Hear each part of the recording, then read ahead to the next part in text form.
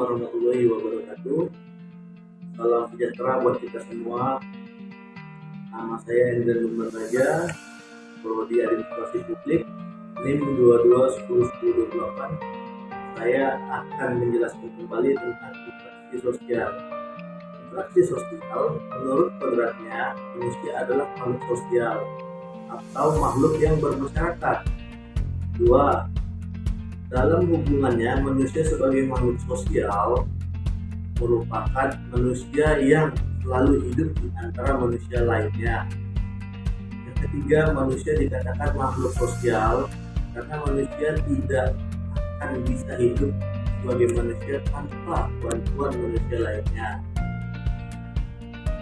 Interaksi sosial adalah proses saling mempengaruhi dalam hubungan timbal balik antara individu dengan individu, individu dengan kelompok, atau kelompok dengan kelompok lainnya. Sedangkan interaksi berasal dari kata action yang berarti tindakan. Inter artinya berbalas-balasan. Interaksi sosial dapat disebut juga dengan proses. Proses itu orang-orang yang berkomunikasi saling mempengaruhi dalam pikiran dan tindakan. Interaksi terjadi di saat dia kontak fisik terhadap komunikasi. Interaksi sosial tidak mungkin terjadi apa tidak memenuhi syarat. Tentunya kontak sosial yang berhubungan langsung dan tidak langsung. Hubungan langsung memanggil teman, tidak langsung menggunakan telekomunikasi yang disebut dengan verbal dan non-verbal. Di dalam interaksi sosial, menurut Gillen, interaksi sosial merupakan hubungan-hubungan sosial dinamis yang menyangkut hubungan antara orang dengan perorangan, antara kelompok dengan manusia, maupun antara orang perorangan dengan kelompok manusia. Jadi interaksi sosial adalah hubungan sosial yang dimana menyangkut hubungan individu dengan individu-individu atau kelompok.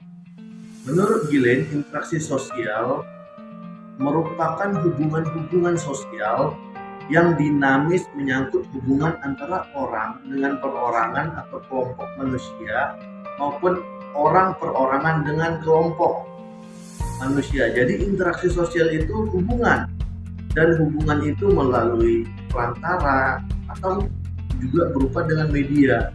Menurut Gillen, interaksi terbagi dengan dua, yaitu interaksi asosiatif dan diasosiatif. Asosiatif itu contohnya solidaritas kelompok, anggota masyarakat, kerjasama, gotong royong, akomodasi, asimilasi, dan untuk mencapai tujuan yang sama. Interaksi disosiatif. Proses interaksi disosiatif inilah interaksi yang lebih menekankan pada bentuk persaingan atau perlawanan. Ya, contohnya itu persaingan merupakan proses. Ya, persaingan sosial, persaingan individu. Ya, contohnya di bidang-bidang tertentu deh. Contohnya kontroversi terhadap artis A, artis B gitu. Yang bertentangan yang ada di norma-norma masyarakat. Ya, proses interaksi sosial ini dipengaruhi oleh beberapa faktor. Yang pertama itu imitasi, kedua sugesti, dan ketiga identifikasi, simpati, dan empati.